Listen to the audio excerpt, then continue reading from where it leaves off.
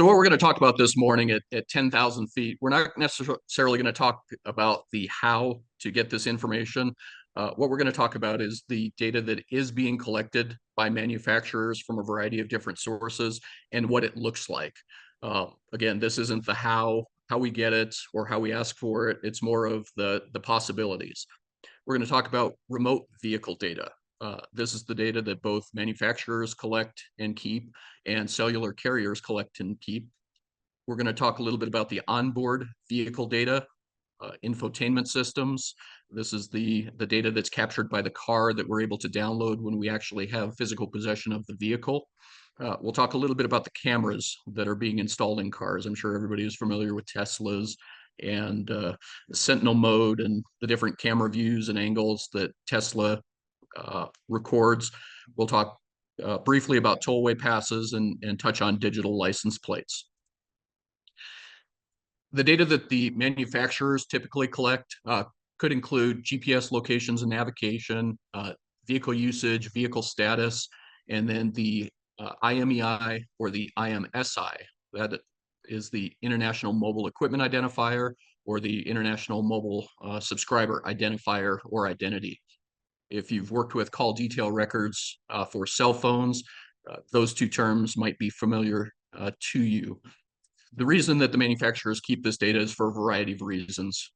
Part of it is to enhance the customers, the vehicle owners' user experience, like being able to find your car in a parking lot, or if your car is stolen, being able to locate your car. This could also include things like remote starting or remote unlocking your car. All of those require some sort of connection in order to execute those commands. The other thing that we've discovered that the manufacturers are keeping is connected app data that subscribers or customers have when they provide a phone identifier. So if you have, say, the Kia Connect app on your cell phone, Kia is also collecting certain identifiers, certain information about the actual cellular device you're using.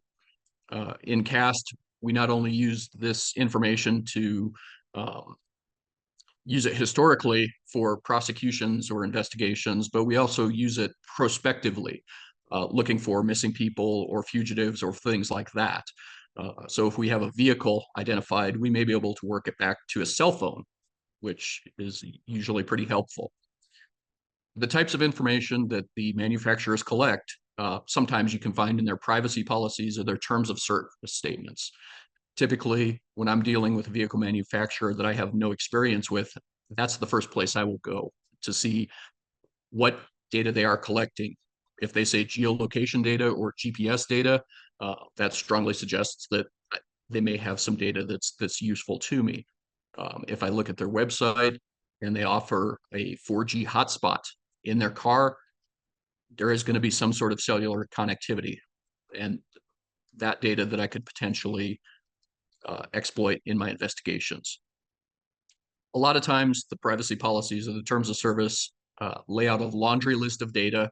My experience recently has been that even though they lay out a significant amount of data points that they're collecting, the manufacturers aren't actually collecting that, or at least telling us that they're not collecting that. The website at the bottom from the Mozilla talks about different manufacturers and the types of information that they may collect or have available. This is more for privacy concerns for people who are looking at purchasing or buying cars. So when we talk about remote vehicle data, all the manufacturers operate differently on what information they'll provide and how they'll provide it. This is an example of Ford. Ford is very good to work with as far as the manufacturer data that they collect.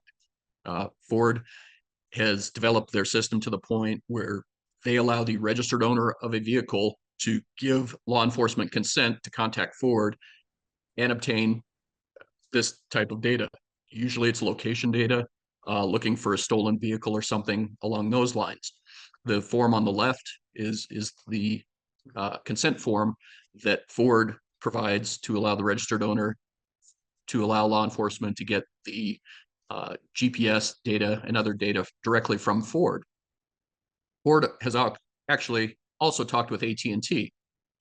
When we talk about the remote data, there's two different types that we're talking about. We're talking about the manufacturer data, which typically includes GPS, and we're talking about cellular data, which is typically provided through a cellular service provider.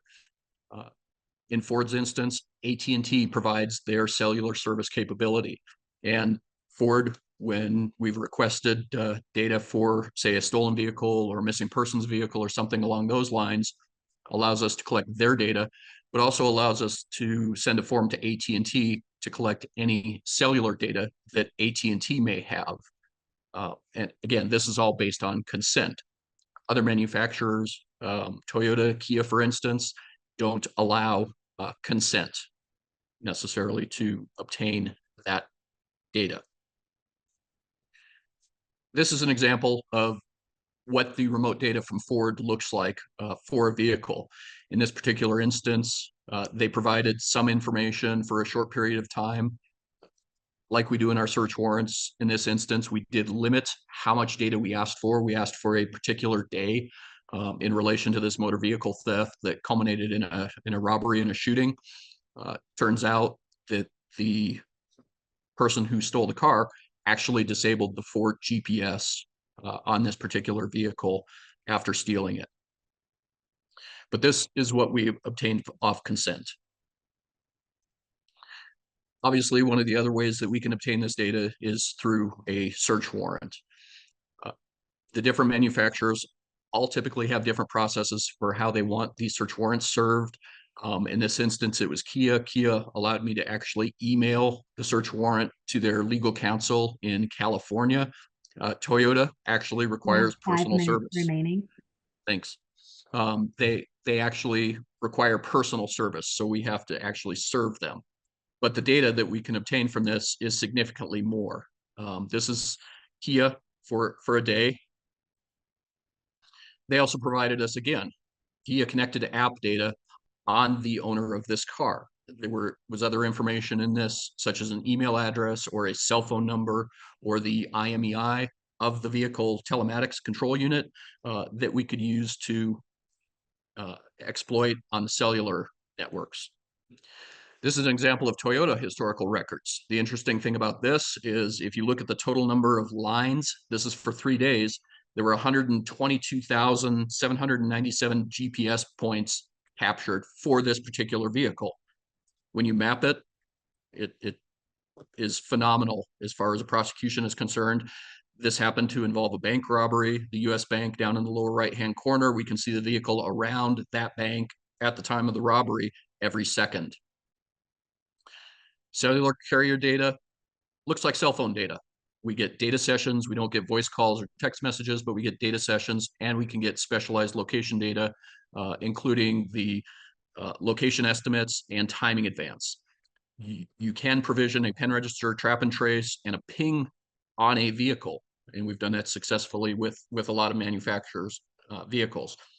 Some manufacturers provide AT&T with the VIN number of the vehicle, but oftentimes we have to go to the manufacturer with the VIN number to get the IMEI or the IMSI for that vehicle. This is what a Ford record looks like for a connected vehicle. This is the subscriber information AT&T returns. This is what the records look like. Again, they look exactly like cell phone records. This is their historical precision location information or location database of record, which provides estimated GPS points for that vehicle. And when we map it, this is what it ends up looking like. So we can track a car just like we can track a cell phone. In this particular instance, it was a bank robbery. The bank robber used his cell phone once in the area of the bank, but then we were able to track his car for a significant distance. One way to find out if a vehicle is connected is to go to AT&T and enter your VIN.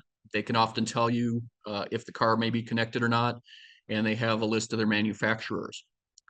You can also go to the manufacturer itself. In this particular instance, it was a Kia, and it will tell you, yes, it does have Kia Connect features, including stolen vehicle recovery, which implies that the vehicle is equipped with GPS that we may be able to obtain. This is a list from AT&T that we've developed or about AT&T, whether you need the VIN or the IMEI or IMSI in order to locate a vehicle on the network, and who the carrier is. Carrier for different manufacturers may vary. It's a business decision based on which cellular carrier provides the most efficient or the most cost-efficient connectivity. This is an example of a tower dump. If you've used tower dumps for AT&T vehicles, you can oftentimes see a vehicle, connected vehicle, in that tower dump. If you can narrow down, say you have surveillance video of a Toyota or something along those lines fleeing the scene, You have you may one be able minute to filter remaining. that tower dump. T-Mobile allows the same in their timing advanced tower dumps. Another way you may be able to locate the IMEI is through the National Insurance Crime Bureau. Sometimes shipping records have that IMEI, so you don't have to go to the manufacturer with a search warrant to try to develop it. Sometimes if you have the vehicle, say it was involved in an accident, you can find the IMEI written and then follow up with historical records for that vehicle. This is an example of the cellular data that you can get out of the menus on the screens for the vehicle. In this screen, you can see the IMEI. So sometimes you're able to get it actually from the vehicle and then again, obtain those historical records. The onboard vehicle data, if you've seen that, that is the download, does often provide geolocation and connected devices to the vehicle. Google is starting into operating systems for cars, so we may be able to exploit that at some point, the Google records. This is an example of cameras. A lot of times Tesla maintains onboard, but Subaru actually keeps 22 seconds of their eyesight data that they use for their lane usage that you may be able to obtain with a subpoena. Toll passes, again, if you're looking at tollways, you may be able to find a vehicle through the toll passes. And then digital license plates, I'm not going to go too deep into, but they have Bluetooth and cellular capability. So if somebody has a digital license plate, you may be able to track it that way. And then the last thing is a resource in the Leads toolbox that provides a ton of information as far as chasing connected cars. You don't need a paid account. You can use a free account, and you're able to go into this, and it provides templates and information about connected cars.